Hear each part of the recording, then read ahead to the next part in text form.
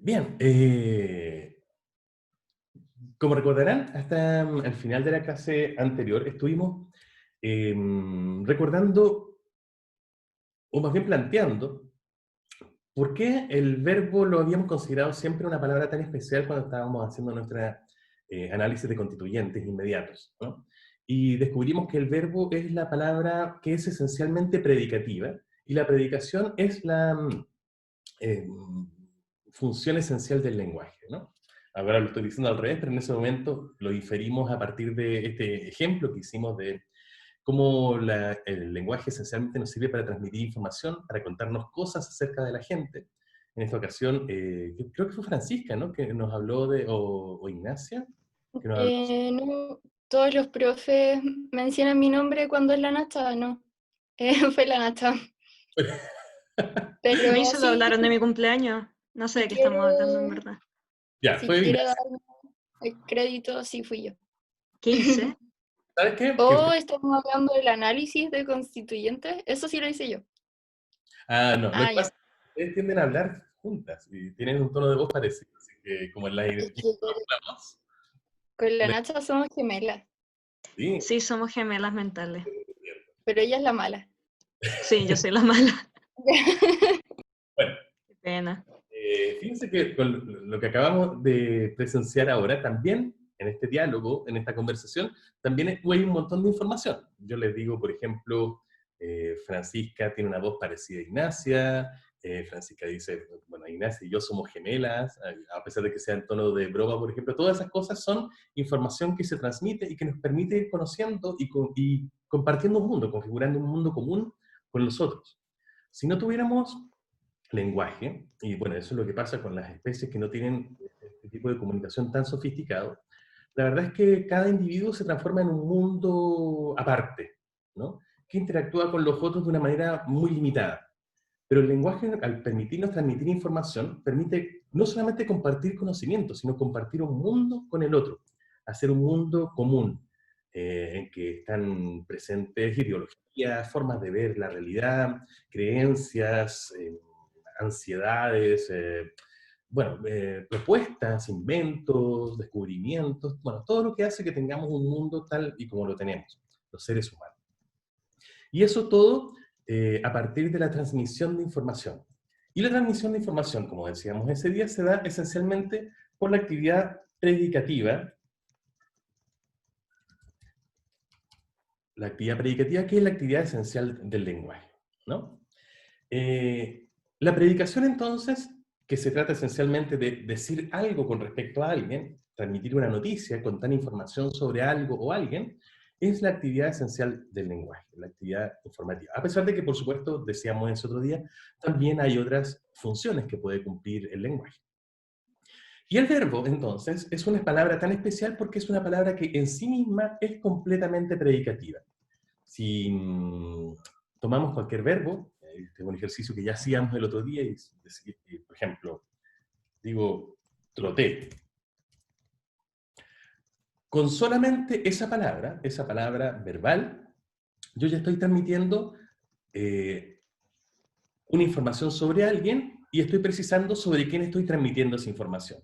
En este caso, estoy hablando claramente del yo, y el yo se identifica con el hablante mismo, y lo que está diciendo este verbo es que ese yo, ese hablante, cumplió la actividad de trotar en el pasado. Toda esa información se transmite en un verbo. Y todo eso está contenido en la combinación que existe entre la parte central del verbo, lo que en un momento más, cuando empecemos a estudiar morfología, vamos a llamar la raíz verbal, y la desinencia o los morfemas gramaticales que nos dan la información justamente de este yo y de este pasado. El verbo en español es la palabra que es esencialmente predicativa, la que combina tanto el tema del que quiere hablar como la información que doy de ese tema, y es por eso que es una palabra tan particular. Cuando tenemos una actividad de predicación, la actividad de predicación es una actividad en el mundo. Predicar es hacer algo en el mundo. Transmitir información a otro es hacer algo en el mundo. Igual que, por ejemplo, dar una orden es hacer algo en el mundo, hacer una pregunta también es hacer algo en el mundo. Bueno, y también, por supuesto, interactuar con el mundo físico también es hacer cosas en el mundo. Pero informar, transmitir información, predicar es una actividad en el mundo. Cuando esa predicación se materializa en un elemento lingüístico, la predicación se materializa en lo que llamamos una cláusula. Cualquier elemento lingüístico, ya sea una palabra o una expresión lingüística más larga, que materialice el acto de la predicación, vamos a llamarlo una cláusula, por lo tanto. ¿Bien? Y aquí, por ejemplo, decíamos que en la palabra troté tenemos la indicación de alguien que hizo algo, por ejemplo, en este caso un yo, y decimos qué es lo que hizo, trotar en el pasado. Como ya toda la información necesaria para predicar está contenida en esta sola palabra, toda esta palabra es también una cláusula. Por supuesto, tenemos cláusulas de otro tipo. Por ejemplo, si yo digo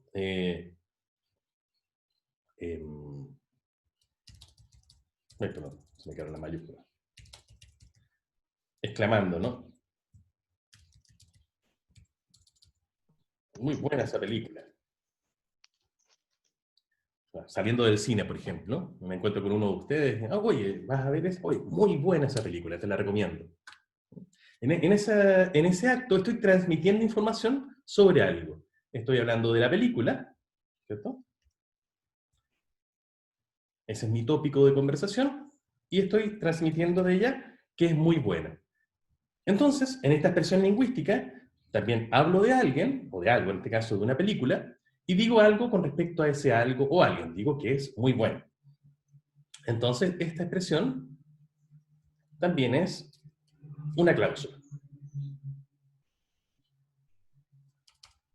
O ejemplos como el que teníamos en alguno de los ejercicios que hicimos, por ejemplo. Si digo, mi prima encontró un tesoro en la playa, ¿cierto? Que era parecido a uno de los ejercicios que hicimos, eso es altamente predicativo, es altamente informativo. De hecho, si yo empezara una conversación con esa información, ustedes probablemente dirían, oh, bueno, y empezarían a hacerme preguntas sobre el tesoro, ¿no? Sobre las circunstancias del hallazgo del tesoro. Yo Bueno, aquí creo también... que le preguntaríamos si su prima es soltera, porque para compartir el tesoro. Y bueno, eso. Ese es todo mi aporte. Eso le pasa por pedir que compartamos más. Tú querías lucirte, Fran. Está muy bien. Acá un monstruo. Bueno, me voy. No se vaya, quédese ahí. Bueno, tienes razón. Además, ahora Francisca nos ha revelado que es una persona interesada en el bienestar económico. Así que está muy bien.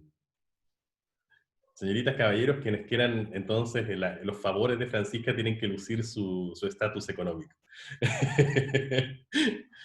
Ok. También me hablaba de la comida. Ah, bueno.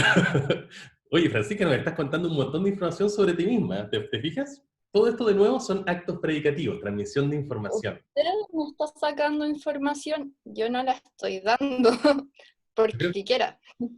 La estás revelando gratuitamente. Bueno, todos estos entonces, todas las pistas, ¿no? Que por ejemplo Francisca Lima nos está dando sobre ella, por ejemplo,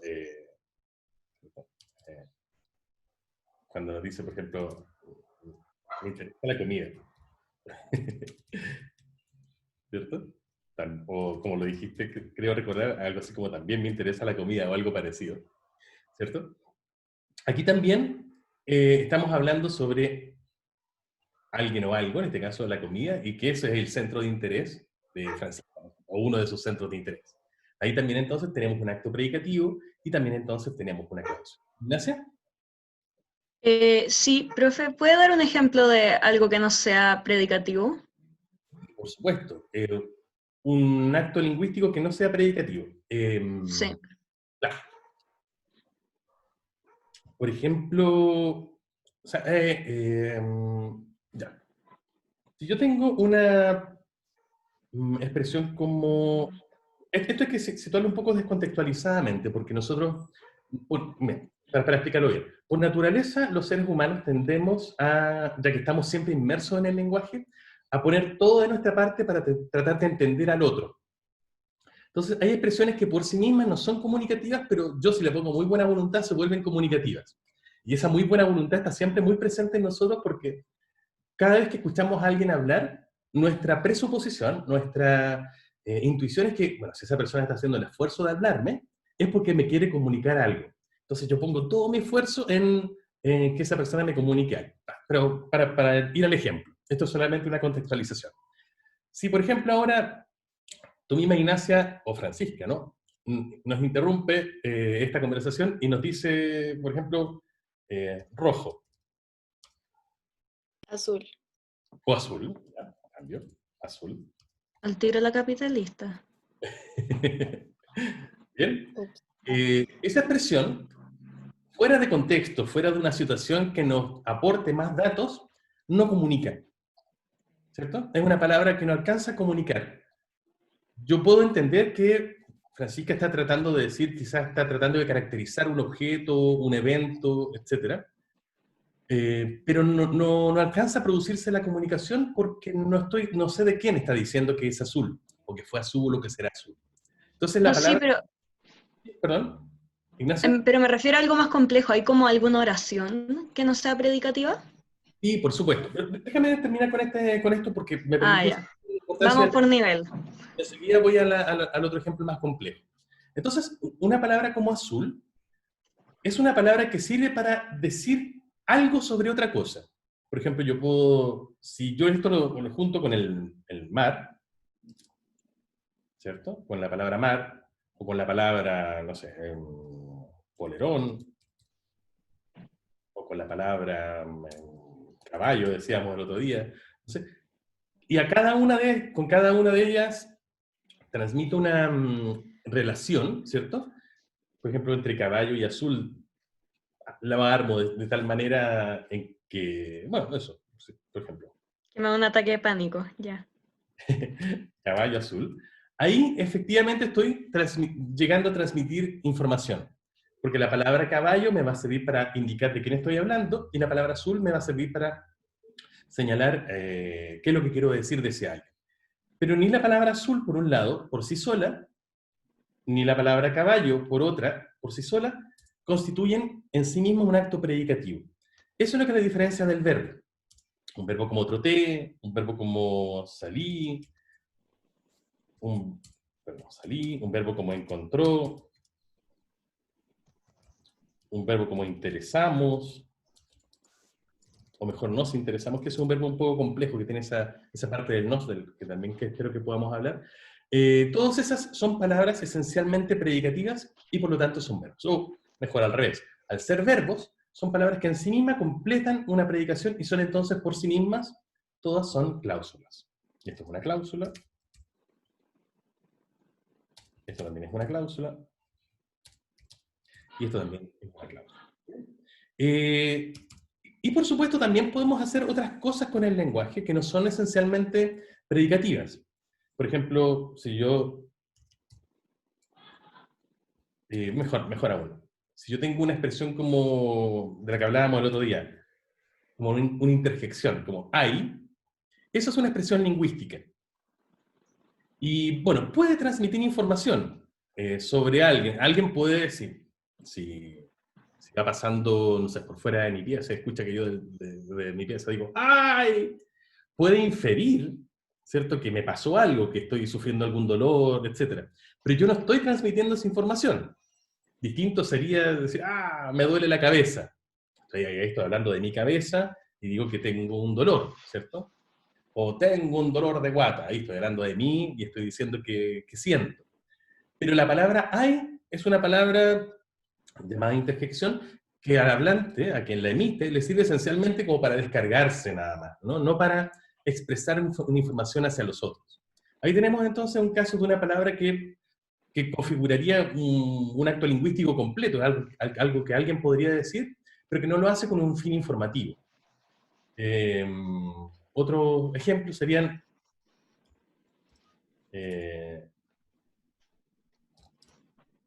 claro, si alguien, ojo, no con el fin de decir que presta atención, sino que como una llamada de atención, Si alguno de ustedes va por la calle y alguien les dice, oye, que probablemente no es para que los oiga probablemente, sino que para llamar la atención y, bueno, que se vean, se percaten de que hay otra persona que quiere comunicarse con ustedes, eso no es exactamente informativo. Eso más bien es justamente... ¿Han estado estudiando las funciones del lenguaje, Jacobson? Ay. Después del receso mental que tuvimos, honestamente no me acuerdo casi nada de lo que estuvimos aprendiendo antes. Tengo que ser súper honesta, no le voy a mentir, profe. Hacen mal Creo esos- Creo que no. Jacobson. ¿no? Sí, Jacobson, lo vimos Por dos. a principio de año, pero no era eso. Todos digamos que no. No. bueno, Elena, la más apañadora. Gracias, Elena. bueno, hay lingüistas como Jacobson, se me olvidó el nombre famoso del lingüista, ya, me voy a acordar luego, que proponen funciones lingüísticas basadas en si el acto lingüístico que estamos estableciendo tiene su centro en alguno de los aspectos del evento de la comunicación. Quizás en el colegio también lo estudiaron. Entonces, cuando un acto comunicativo se centra esencialmente en el hablante mismo, se dice que tiene una función más bien expresiva. En cambio, cuando se centra en el oyente, como por ejemplo en el caso que teníamos recién para llamar su atención, se dice que tiene una función apelativa o función conativa también. Entonces hay funciones del lenguaje que se pueden cumplir y que son distintas y que tienen que ver con dónde estoy centrando mi atención en el momento mismo de expresar un evento lingüístico. Bien, entonces, no todas las expresiones lingüísticas que yo pueda emitir son informativas propiamente tales. Para que haya información, tiene que haber predicación. Y para que haya predicación, tengo que indicar algo o alguien de lo que quiero decir algo y transmitir una información, una característica, algún evento en que se vio involucrado, algo que hizo, ese algo o ese alguien. Y ahí entonces tenemos un acto comunicativo y su materialización lingüística es lo que llamamos una cláusula. ¿Elena? Profesor, entonces, ¿todas las predicaciones son cláusulas? Todas las predicaciones se materializan lingüísticamente en una cláusula, sí. Ya, perfecto. O sea, si azul no es una predicación, entonces no es una cláusula. Claro, azul por sí misma es una palabra que nos sirve para comunicar. No es completa comunicativamente, porque transmite una información que yo quiero decir sobre alguien o algo, pero me falta en esa expresión de quién estoy hablando. Entonces, como azul por sí misma no es predicativa, la palabra azul por sí misma no constituye una cláusula. ¿Bien? Gracias. Lo mismo pasaría, por ejemplo, si yo digo, no sé, piedra. ¿Cierto? Piedra es un sustantivo que me sirve para referirme a ciertas cosas del mundo. Bueno, justamente las cosas que llamamos piedras. Pero esa palabra por sí misma tampoco es predicativa. Me sirve para referirme, hablar de algo, o más bien señalar el tópico del que quiero decir algo, pero no alcanza a transmitir información. Yo tengo que decir algo sobre la piedra, o sobre una piedra específica de la que quiero hablar, para que eso se transforme en un acto comunicativo. Puedo decir que es una piedra dura, que es una piedra gris, que es una piedra rosada, o que es una piedra azul, por ejemplo. Y ahí sí, si combino piedra con azul, ya esa expresión se transforma en una transmisión de información, y por lo tanto ahí sí podríamos tener una cláusula. ¿Por qué es tan interesante? Bueno, y otras categorías de palabras también, ¿no? Por ejemplo, si yo tengo una palabra como hoy, que es lo que llamamos un adverbio de tiempo, eso tampoco transmite información. Salvo, por supuesto, que lo situemos mucho, o sea, que contextualmente lo situemos. Eso podría ser como una respuesta a una pregunta, por ejemplo, no sé, ¿quién no se bañó? No, perdón, esa no sería la pregunta. Perdón. ¿Cuándo no te bañaste? A propósito de lo que estábamos conversando al inicio de la clase, ¿no? Y alguien responde, hoy. Claro, ahí sí es comunicativo, pero es porque está aprovechando toda la información lingüística que había en la pregunta. De hecho, ese hoy hay que, entre comillas, reanalizarlo como, hoy no me bañé. ¿Cierto? Porque la pregunta transmite toda esa información lingüística. Pero la palabra hoy, descontextualizada, fuera de otra información que yo pueda haber aportado en el discurso, no es por sí misma predicativa y por lo tanto tampoco tampoco constituiría una cláusula. ¿Alguien quería dar una opinión o una pregunta? La Nacha. No, en verdad yo quería decir que igual estaba apelando a la economía de palabras. ¿Se podría decir o no? No, Fran, a ver, explayar un poquito más. Es que usted nos ha dicho que generalmente la gente piensa que los lingüistas buscan economizar el lenguaje y usar la menor cantidad de palabras posibles para expresarse de manera correcta. Entonces, en ese caso, por ejemplo, uno da a entender que hoy no se bañó esa persona, pero lo que está diciendo simplemente soy. Entonces se está economizando y en verdad era como Y ya, una nota súper no, X. creo que entiendo para dónde vas. Ah, Qué bueno lo que estás apuntando, Francisca, porque, claro, lo que acabo de decir se puede malentender como que cuando alguien dice hoy, simplemente como una respuesta a una pregunta, entre comillas, está mal dicho. Y que los lingüistas, por ejemplo, sería algo que censuraríamos. Todos ustedes saben que eso no es lo que hacemos, ¿cierto? Pero, claro, por ejemplo, esto me recuerda a algo que quizá ustedes tuvieron una experiencia parecida, a algunos profesores, sobre todo en el colegio, que puede ser un poco majaderos, ¿no? Y que dicen, no sé, por ejemplo, ya, una pregunta tonta, sí, pero una pregunta que podría hacerle un profesor en la básica, un niño. Eh, niño, bueno, por ejemplo, Ignacia, niña. ¿Quién descubrió América? Ignacia, respóndeme. Cristóbal Colón, profe, se nota que usted es profe de universidad y no de básica, de verdad. ¿Qué? Porque llega y dice, niño, ¿quién descubrió América? No, es verdad, eso cosa que respirar. Pucha.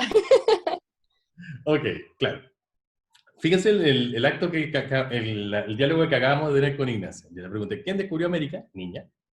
Y ella me dice, Cristóbal Colón. Claro, un profesor majadero, ya sea de básica o de cualquier otro nivel, te diría, podría decir, y esta era como una anécdota que hace tiempo se contaba, no, lo que debió haber respondido es, Cristóbal Colón descubrió América. Porque lo que acaba de decir Cristóbal Colón no es una frase completa o algo por el estilo, ¿no? ¿Han escuchado cosas de ese tenor? Bueno, eso es una tontera, por supuesto, ¿no? Si yo le pregunto a alguien quién descubrió América, en cualquier contexto, e Ignacia me responde como lo acaba de decir Cristóbal Colón, eso transmite información completa. Porque, a pesar de que obviamente Cristóbal Colón sea solo un nombre y no esté transmitiendo y no sea predicativo por sí mismo, ¿por qué Cristóbal Colón en ese contexto, en esa situación de comunicación, se transforma en un acto comunicativo? Porque recupera información lingüística de lo que yo acabo de decir en la pregunta. ¿Qué quiero decir? Si el acto comunicativo que se produjo recién es ¿quién descubrió América? Pregunta la primera persona. Y la segunda persona responde Cristóbal Colón. Cualquier persona que esté oyendo ese diálogo reconstruye que lo que realmente dijo la segunda persona es Cristóbal Colón descubrió América. Ese es el acto completo. No hay otra forma de interpretarlo. Pero eso solamente ocurre porque Cristóbal Colón se dijo en esas circunstancias tremendamente específicas. Cristóbal Colón, por sí mismo, es una expresión lingüística que sirve para referir a alguien, pero no dice nada sobre ese alguien. Para ejemplificarlo bien, si yo ahora voy a la Plaza de Armas de Santiago, ¿no? Me pongo una caja y digo, me subo sobre la caja, ¿no? Y digo, Cristóbal Colón.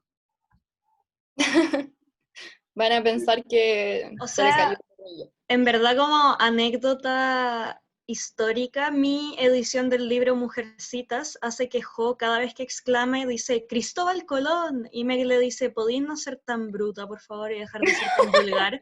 Entonces, en estricto rigor, en esa edición de Mujercitas, una edición tremendamente específica, es una exclamación Es una y exclamación.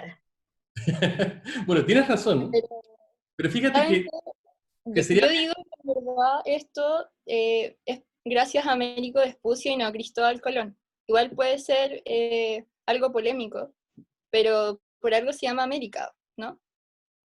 Sí, pero no entiendo muy bien cuál es qué es lo que nos estabas queriendo decir, Fran. Que no fue Cristóbal Colón quien descubrió porque él pensó que eran las Indias, Ya, pero esa es la tesis de la Ani, se la estáis robando. pero yo la explayé. No, y aparte es algo que te dicen en el colegio. Creo que toqué un tema polémico, han estado discutiendo sobre esto. Pero Sí, por mejor algo- nunca haber hablado de eso en un principio. No sea profesor de básica. Perdón, ya. Para centrarnos, independientemente de la realidad histórica, y bueno, esta es otra cosa interesante, la predicación no requiere que lo que yo esté informando sea cierto para que haya un acto predicativo. Por ejemplo, yo podría decir, Superman descubrió América. ¿Ah? O, no sé, ¿qué eran ustedes? No sé, ay, ¿quién podría ser? El negro Piñera descubrió América. No sé, cualquier personaje que ustedes puedan identificar, todos podamos identificar. Si yo informo eso, eso es una predicación igual. Corresponde a una mentira, corresponde a una información falsa, pero sigue siendo un acto predicativo. Volviendo al ejemplo anterior, si yo me paro en la plaza y grito Cristóbal Colón, por sí misma entonces la expresión no significa nada, no transmite una información. Requeriría que yo dijera, por ejemplo, Cristóbal Colón fue un traidor, ¿no?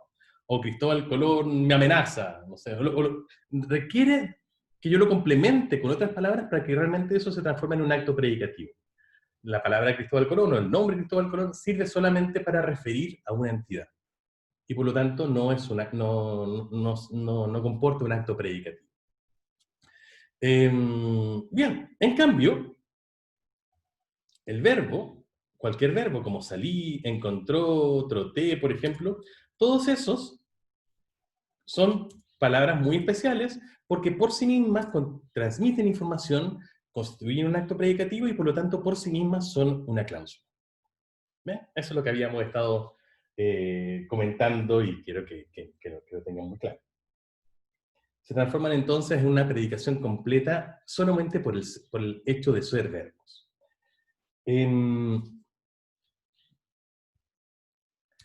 Por supuesto, todas estas entonces son cláusulas. Y cualquier verbo conjugado, ¿cierto?, que ustedes puedan pensar, es una cláusula. Por supuesto, nosotros igualmente no transmitimos información solamente con los verbos. Porque si bien yo les decía recién que estas palabras, troté, salí, encontró, cualquier verbo que ustedes puedan pensar, son ya predicativas, la verdad es que igual son limitadas en cuanto a la cantidad de información que pueden transmitir. Así, por ejemplo, si tomamos un verbo como, no sé, puso, por ejemplo, eso, al ser un verbo conjugado, ya sabemos que nos habla de alguien y nos dice algo sobre esa persona. ¿De quién está hablando el verbo puso?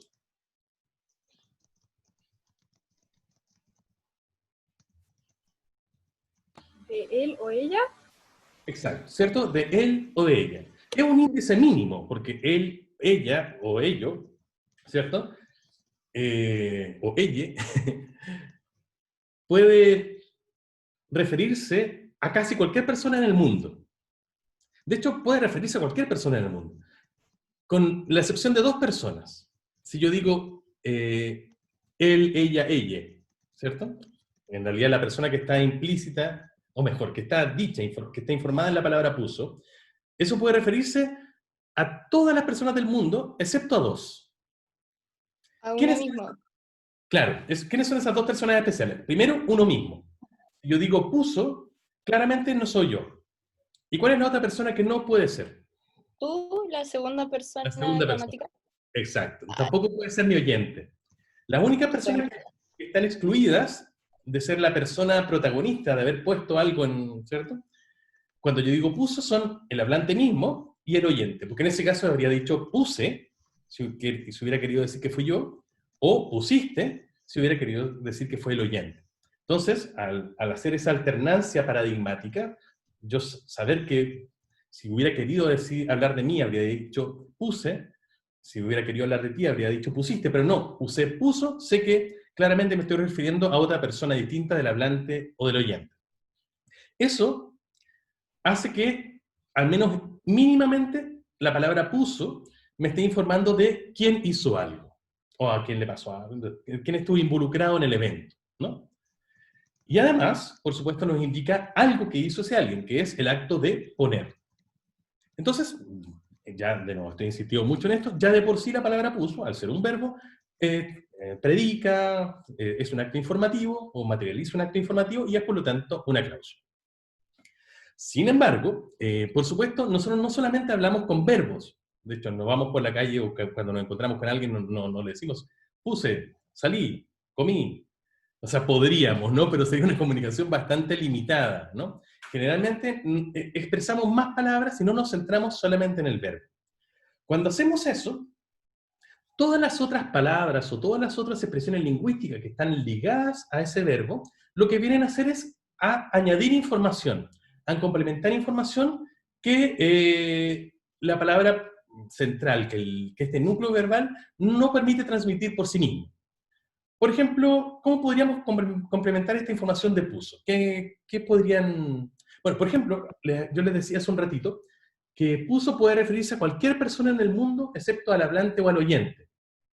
Eso, claro, es informativo, pero es muy ambiguo. Yo podría querer ser más preciso, por ejemplo, y tratar de transmitir a una persona en particular, oye, estoy hablando de esta, no de cualquier él o cualquiera ella, estoy hablando de esta él o de esta ella en particular.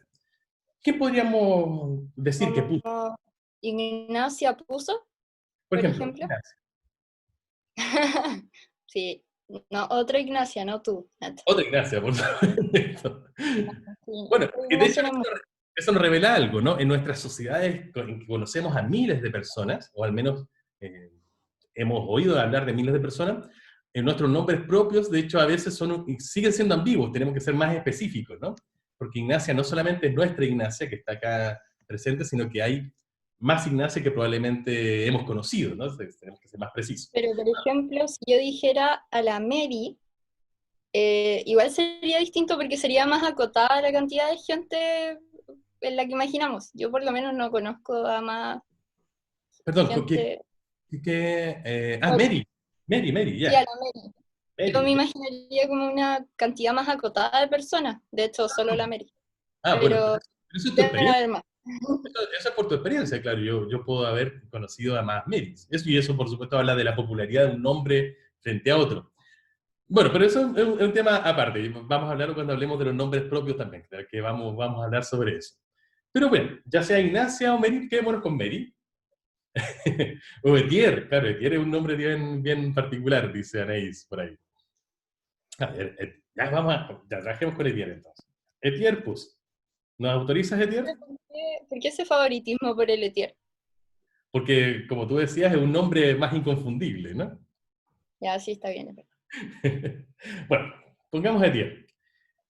Entonces, si decimos Etier, o ya sea Ignacia o Mary puso, ya esta expresión lingüística se vuelve un poco más precisa. Con solo puso ya era una cláusula. Pero al poner Etier, bueno, la que ve. Al poner Etier puso, ya es una expresión más completa, más informativa, en el sentido que estoy siendo más preciso con lo que estoy transmitiendo. Entonces, esto, por supuesto, también sigue siendo una cláusula, por completo.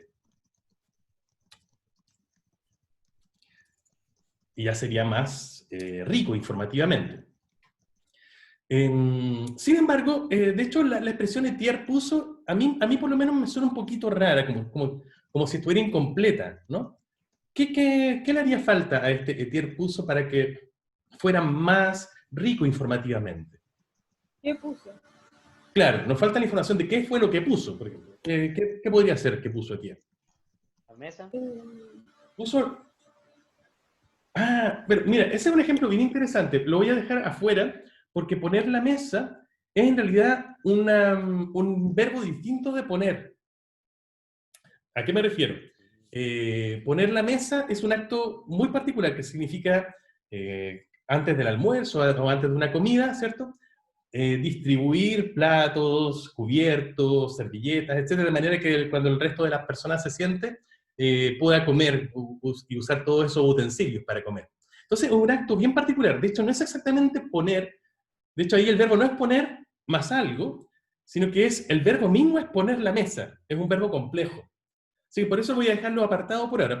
Usemos el verbo poner en el sentido más estricto, ¿no? En el sentido más puro, más primitivo, que es situar algo. ¿Qué puede ser que haya puesto? ¿Qué objeto no podría ser? Profe, la máquina puso un cuaderno en la mesa. O sea, le puso Perfecto, el chat. súper. Gracias por hacérmelo notar, Elena. Claro, puede ser, por ejemplo, un cuaderno. Etier puso un cuaderno. Pero como muy bien dicen ustedes, como muy bien explica Martina, incluso eso parece ser cojo, ¿no? Parece ser como que le falta información todavía para ya transmitir algo bien completo. Y lo que requeriríamos sería en qué lugar, ¿cierto? Lo puso, ¿no? Y por ejemplo en la mesa. Aquí tenemos entonces tres tipos de información que se ligan con la palabra puso, Etier por un lado, un cuaderno después, y en la mesa finalmente, y los tres elementos, Etier, un cuaderno y en la mesa, vienen a complementar la información que ya está presente en la palabra puso. Puso nos habla del evento y es por sí mismo informativo, es por sí mismo una cláusula. Pero al decir Etier puso un cuaderno en la mesa, se vuelve mucho más rico informativamente y por supuesto el resultado es también una cláusula. En este caso, si se fijan, lo que hicimos fue añadir constituyentes.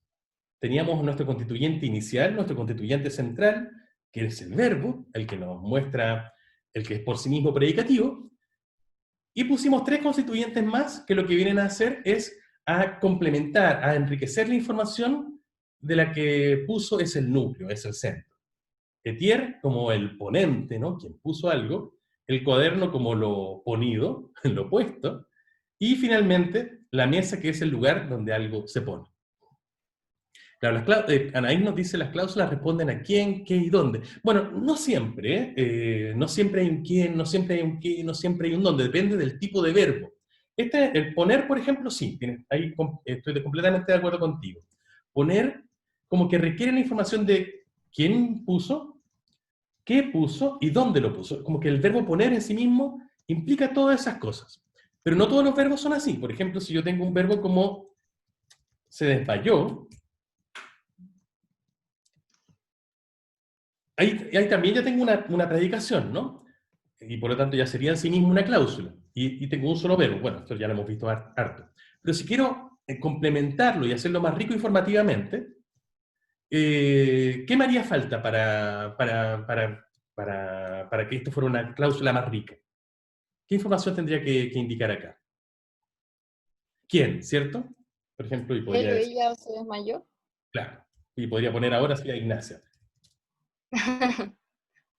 Ignacia, por favor, ilústrenos. ¿No? ¿Ilustrar qué? El evento del que estamos hablando, a ver. Ah, ¿cómo? Era yo, Eso. Vi un caballo y me desmayé. No actúo también como la Fran, disculpa. Mi presentación de verdad que no llega a ese nivel todavía. Oye, ¿verdad que le tienes fobia a los caballos? Se me había olvidado. No, no es fobia, es que igual lo sacaron mucho de contexto, solo me dan como un poco de cosa porque son raros. Te voy a regalar un caballo. ¿Por qué los caballos son raros? ¿Los ha visto? Mira la cara de un caballo. Sí, he visto algún caballo alguna vez. Sí. Bueno, son curiosos, es verdad. Pero para ya tenerle susto. Bueno, Yo creo ya. que la Nacha discrimina a los caballos explícitamente. No, Eso no, se hace. no No, es, no no es que es. no. La verdad, yo intenté hacerme amiga de un caballo y el caballo me gritó. Y ahí Ah, partió no es odio, mi disgusto hacia los caballos. no, ya vemos Nacha, los caballos no claramente el gritan. trauma. No, es que ese me gritó, es que tú no Pero sabes es lo que que no pasó. gritan. No Es sé que con qué gritó. caballo te relacionaste. Pero bueno. Bueno, entonces, luego de este excurso en que hemos visto el origen traumático del miedo a los caballos de Ignacia, ¿no? Le recomiendo que vaya a un psicoanalista para que pueda resolver esto. Podemos, por ejemplo, ver, ¿cierto?, que en se desmayó, que es un verbo, no requiere, como nos decía Anaís, todas estas informaciones, como qué objeto, dónde, porque es un verbo distinto, ¿no? O, por ejemplo, no sé, comer, por poner uno, ¿cierto? Y podríamos poner acá, no sé, ahora pongamos a Francisca, ¿cierto? Francisca comió. No, parece que requerir la información de qué comió, ¿cierto? Comió, ¿qué comiste, Francisca? ¿Qué estabas comiendo recién? Estaba comiendo plátano con miel de palma. Oh, qué rico, ya. Comió un plátano comiendo. Qué sofisticado para esta hora de la mañana. Yo soy una persona con mucha clase. No, Claramente. mentira, fue que mi mamá me vio con hambre y me trajo eso. ¡Qué envidia, qué envidia! Perfecto. Francisca comió un plátano con miel de pan. Y aquí, eso ya es bastante completo, ¿no? Y eso es porque el verbo comer parece requerir a alguien que coma, al comedor, a la comedora, en este caso de Francisca, y indicar el objeto comido, el objeto ingerido, pero no necesariamente un lugar. Entonces, esto de qué información son más, qué tipo de información es más o menos obligatoria que vaya con un verbo, depende más bien de la índole de ese verbo, de la clase de ese verbo. Esto lo vamos a revisar también más adelante con mayor detalle. Y eso se llama la valencia de un verbo. Los distintos tipos de verbos tienen distintas valencias, que son los tipos de información con los que obligatoriamente, o más bien necesariamente, se tienen que combinar para que el verbo tenga sentido. Y los verbos tienen valencia de distinto tipo. Poner, por ejemplo, tiene una valencia de 3 elementos, que son como los que obligatoriamente tienen que ir con poner para que el verbo mismo se entienda como poner. Es el ponedor, etier en este caso, lo puesto, un cuaderno, y dónde se pone, por ejemplo, sobre la mesa.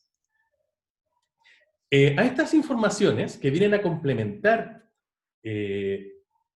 lo que ya está en el núcleo verbal, lo que ya está al menos mínimamente en el núcleo verbal, y que son las informaciones que más esencialmente se relacionan con ese núcleo verbal, se las suele llamar los argumentos de un verbo. Así, por ejemplo, entonces, un verbo como puso, y lo voy a poner acá con el infinitivo, poner, para que se entienda que es en cualquier tipo de conjugación, tiene 3 argumentos, ¿cierto? El ponedor, en el caso del ejemplo que teníamos recién es etier. Lo opuesto, que en el ejemplo que teníamos recién es un cuaderno. Y un lugar donde algo se pone. No cualquier lugar, sino que el lugar donde finalmente llega a estar el objeto. Y en este caso es en la mesa. Loreto, perdón. ¿Puedes decirnos en qué parte te perdiste?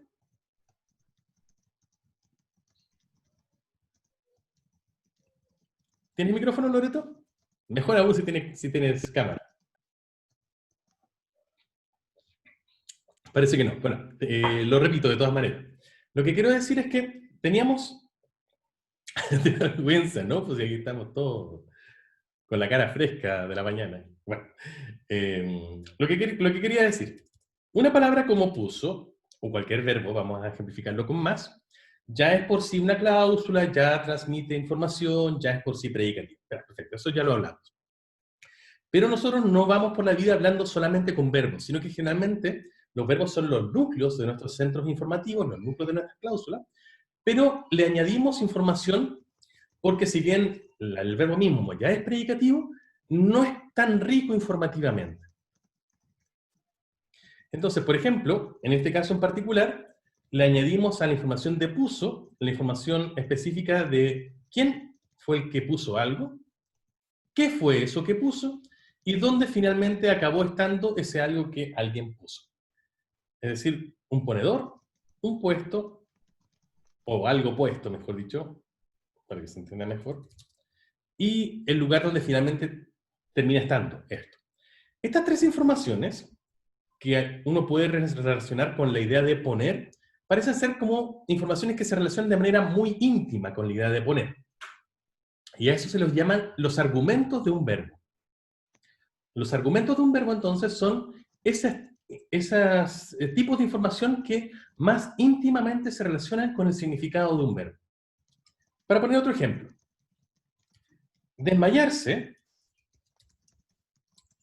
que era otro de los ejemplos con los que estábamos trabajando recién, no parece requerir tanta información para dar un sentido más completo. No parece requerir tanta información como poner, para ser rico informativamente. Parece ser que si tenemos un verbo como se desmayó, requerimos solamente informar de quién fue el que sufrió ese evento, ¿no? Por ejemplo, decíamos Ignacia. Eso es porque el verbo desmayarse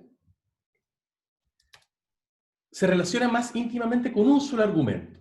Como podríamos decir que es con el desmayado. En el caso de nuestro ejemplo es Ignacia. Y no se relaciona tan íntimamente con ninguna otra información. Entonces, desmayarse es un verbo que tiene un solo argumento. Por supuesto, yo también puedo indicar dónde se desmayó una persona o cuándo, otra información. Esa información yo también las puedo poner, pero ya no son argumentos de ese verbo porque no se relacionan tan íntimamente con él. ¿Se entiende un poco más, Loreto? De todas maneras, esto lo vamos a complementar más adelante. Vamos a hablar mucho más en profundidad de la valencia y de la estructura argumental de los verbos. Por ahora esto es solamente una visión inicial. Les decía entonces que con respecto al núcleo verbal, como puso o se desmayó, yo puedo ir complementando, enriqueciendo la información que me da el verbo con otras palabras. Y esas palabras u otras expresiones, como un cuaderno en la mesa, que no son palabras, sino más bien expresiones más complejas, pueden corresponder, por ejemplo, a argumentos, a informaciones que esencialmente se relacionan con el sentido, con el significado del verbo. Pero también yo puedo añadir más información que no necesariamente es tan esencial. Poner, por ejemplo, decíamos, requiere 3 informaciones de manera más o menos esencial. ¿Quién puso, qué puso, dónde lo puso? Desmayarse, requiere solamente una, ¿quién se desmayó? Pero eso no me limita a mí, yo puedo igualmente añadir más información. Por ejemplo, con Ignacia se desmayó, yo puedo indicar dónde pasó, ¿cierto? Ignacia se desmayó en el campo. Yo puedo indicar también cuándo. Ignacia se desmayó en el campo la semana pasada. También podríamos decir por qué se desmayó. Podríamos indicar la causa, ¿cierto? Porque vi un caballo. Eventualmente me voy a vengar y todos se van a arrepentir de haberme molestado. La dejo ahí, nada más. Eso te pasa por revelar los secretos de tu pasado. Muy bien. Si se fijan entonces, si bien la única información si bien la información esencial del evento del que estamos hablando ya está en el verbo, y por lo tanto el verbo es la palabra esencialmente predicativa, ya por sí misma sería una cláusula, etc. Súper bien. Yo puedo ir complementando esa información con más datos. Ignacia es de entre todos los datos que pusimos acá, el único que la palabra se desmayó requiere de manera más especial, más íntima. Se relaciona con se desmayó de una manera más esencial. Es el único argumento, en realidad, de ese desmayó. Pero eso no me limita a mí como hablante. Yo puedo ir igualmente dando otro tipo de información, como por ejemplo, dónde, en el campo, cuándo, la semana pasada, y la causa, por ejemplo, porque vi un caballo, y podría incluso seguir, ¿no? Por ejemplo, si pensamos que puede... que estaba en la compañía de alguien, ¿no? Por ejemplo, que estaba con su hermana. Eso sería también, lo situaría más espacialmente, y ese sería otro tipo de información. Pero ninguna de estas informaciones es esencial, digamos, para la idea de desmayarse. Estas otras informaciones, entonces, que yo puedo ir añadiendo a una estructura lingüística, a una cláusula, pero que no son, entre comillas, esenciales para esa cláusula, son lo que llamamos adjuntos. Entonces, en una cláusula, típicamente tenemos al núcleo, que suele ser el verbo, que es la palabra esencialmente informativa, y más información que viene a complementar la información que ya viene dada en el núcleo verbal. Y esas otras piezas de información pueden ser argumentos, como Etier, un cuaderno y en la mesa con respecto a poner, o Ignacia con respecto a desmayarse, o adjuntos, es decir, información extra, que me sirve informativamente, pero que no se relaciona de manera tan íntima como desmayarse. Por supuesto, en el caso de Etier puso un cuaderno en la mesa, que ya es bien rico informativamente, que ya poner tiene hartos argumentos, igualmente yo puedo poner más. Por ejemplo, Etier puso un cuaderno en la mesa, puedo indicar cuándo, por ejemplo. Ayer. Puedo indicar, por ejemplo, con qué propósito lo hizo. Puso un cuaderno en la mesa ayer para nivelarla, por ejemplo. Nivelar. Supongo que era una mesa coja. Entonces la pone en la pata de la mesa para que deje de estar coja, por ejemplo. Puede ser por qué, ¿cierto? Porque estaba aburrido. Por ejemplo. Yo puedo entonces ir añadiendo más información todavía, a pesar de que no es información esencial, que no es información toda tan vinculada como el ponedor, lo puesto o donde lo puso, que son información más argumental de poner. Bueno, pero independientemente de eso, de cada uno de estos tipos de informaciones, los argumentos y los adjuntos, son todas informaciones extra que yo voy añadiendo al verbo para hacer una expresión lingüística más rica informativamente. Desde un punto de vista más amplio, cuando yo tengo una cláusula como esta, o una cláusula como esta de acá, las dos se configuran con respecto al verbo, que es su elemento central, y ese elemento central lo vamos a llamar el núcleo.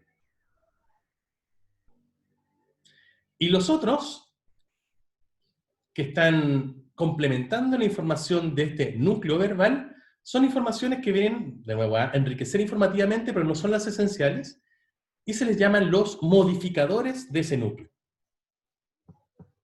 Entonces aquí en la cláusula Etier puso un cuaderno en la mesa ayer para nivelarla porque estaba aburrido, tenemos el núcleo verbal puso, y todos los otros constituyentes, Etier, un cuaderno en la mesa ayer para nivelarla y finalmente porque estaba aburrido, son los modificadores de ese núcleo.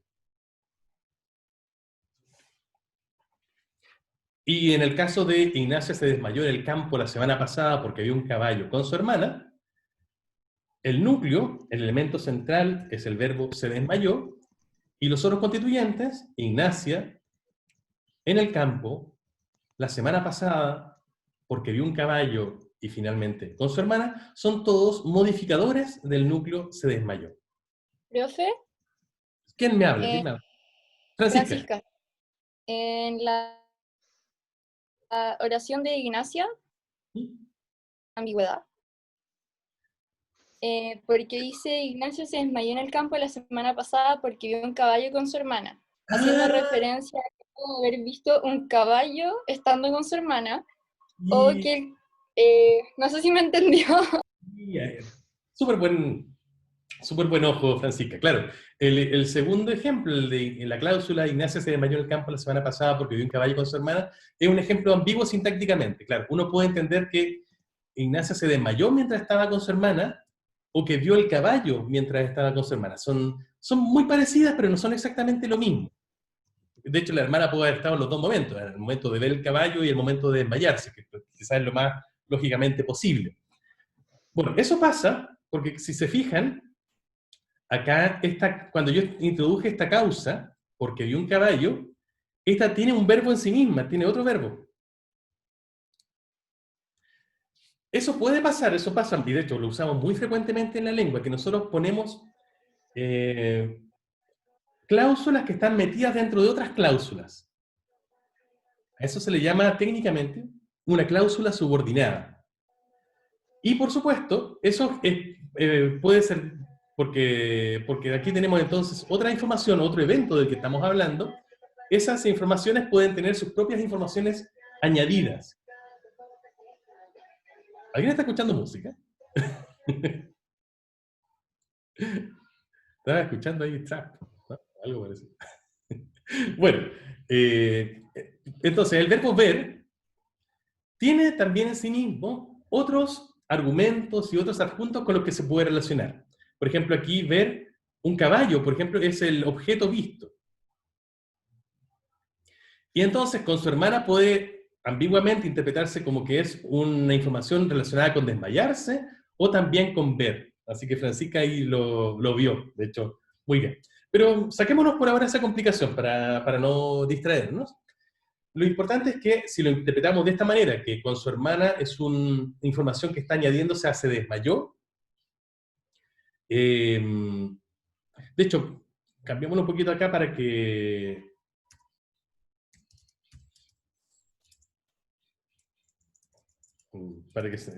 no tengamos esa ambigüedad.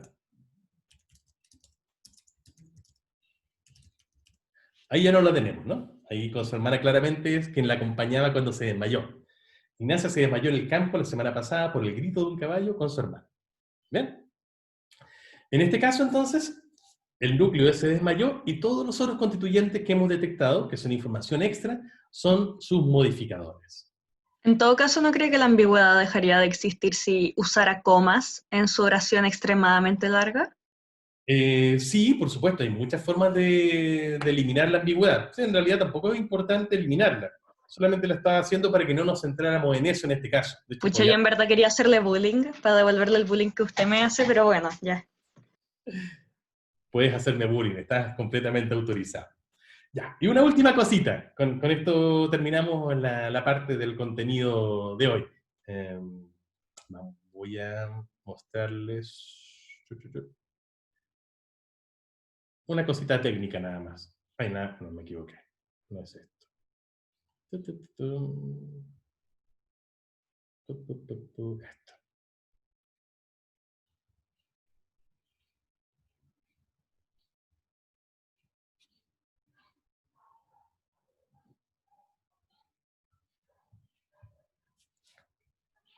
Ya, supongamos otro verbo, como por ejemplo,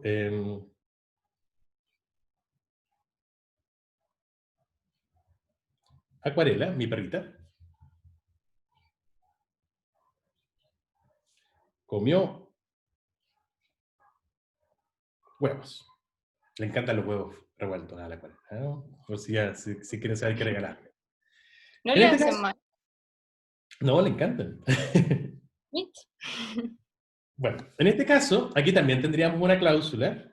Tiene, por supuesto, su centro predicativo, que es el verbo, del que ya hemos hablado mucho. Y esto lo vamos a graficar que se trata del núcleo de esta manera, poniendo una N mayúscula encerrada en un círculo. Bien, esa va a ser la manera técnica que vamos a tener para señalar que ese es el núcleo de la cláusula.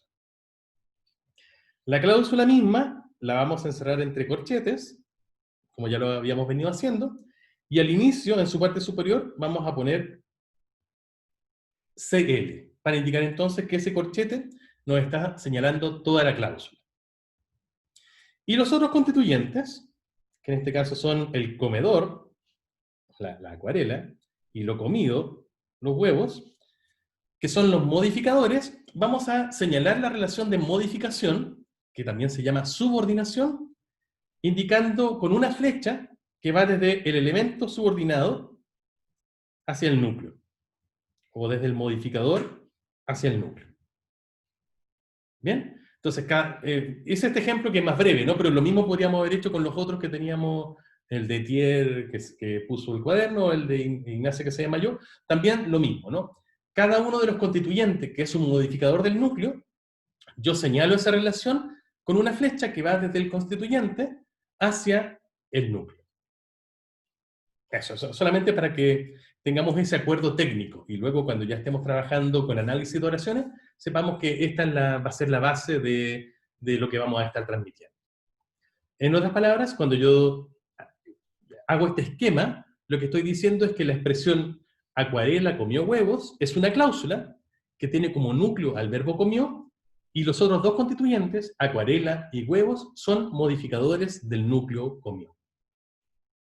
Es una manera de graficar eso que yo acabo de expresar verbalmente. ¿Bien? Eso.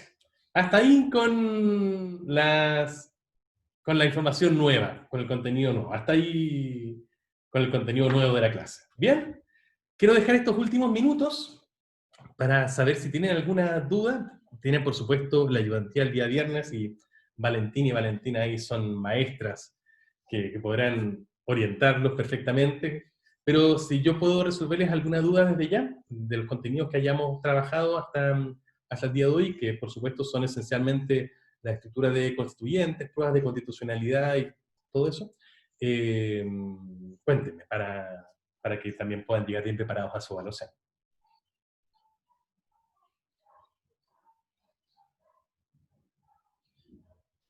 Perdón, hay unos mensajes en el chat, quizás. Yubitsa, ¿cómo se distingue un argumento de un adjunto? Es una buena pregunta y no siempre es fácil hacerlo. Por ahora no te preocupes tanto de eso porque vamos a entrar en ese tema con más profundidad más adelante. Pero para darte al menos una aproximación a una respuesta, los argumentos son el tipo de información que más íntimamente se relaciona con un núcleo verbal. Es como que si yo trato de imaginarme la escena en la que está implicado un verbo, hay ciertos elementos que tienen que estar o si no yo no puedo imaginarme algo. Por ejemplo, si yo pienso en un verbo como llover, llueve, llovió, está lloviendo, eso no se relaciona con nada, como que el verbo mismo ya es completamente informativo en sí, no necesito enriquecerlo con nada. De hecho, se dice que llover es un verbo impersonal o un verbo con ningún argumento, sin ningún argumento. En cambio, si yo tengo el caso de dar, un ejemplo como dar, el verbo dar, el infinitivo dar, ¿cierto? Que se puede materializar en distintos verbos, como que el mismo hecho de dar implica a alguien que tenía un objeto un objeto que esa persona tenía y finalmente a alguien a quien esa persona se lo dona.